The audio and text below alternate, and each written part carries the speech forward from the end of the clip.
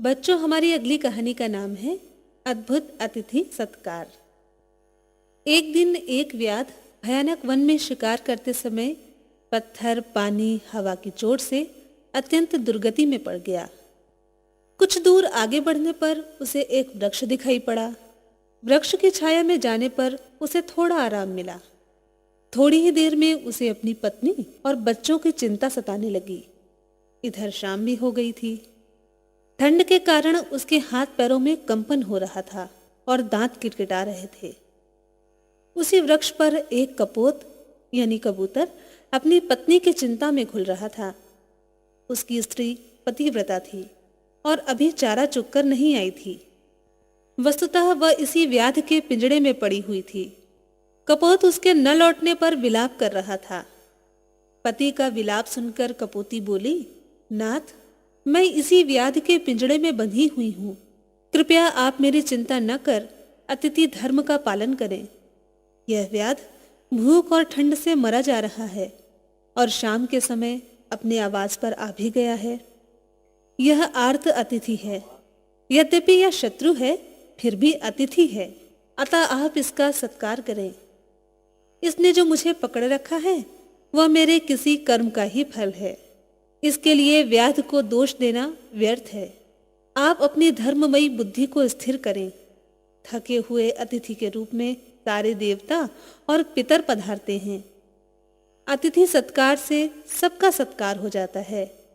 यदि अतिथि निराश होकर लौट जाता है तो सभी देवता और पितर भी लौट जाते हैं। आप इस बात पर तनिक ध्यान न दें कि इस व्याध ने आपकी पत्नी को पकड़ रखा है, क्योंकि अपकार करने वाले के साथ जो अच्छा बर्ताव करता है वही पुण्य का भागी माना जाता है। कपोत अपनी पत्नी के धार्मिक प्रवचन से बहुत प्रभावित हुआ। उसमें धर्ममयी बुद्धि जाग पड़ी। उसने व्याध के सामने उपस्थित होकर कहा, तुम मेरे घर पर आए हुए अतिथि हो। मेरा कर्तव्य है कि मैं प्राण देकर भी तुम्हारी सेवा करूं। इस समय तुम भूख और ठंड से मृत प्राय हो रहे हो। थोड़ी देर प्रतीक्षा करो।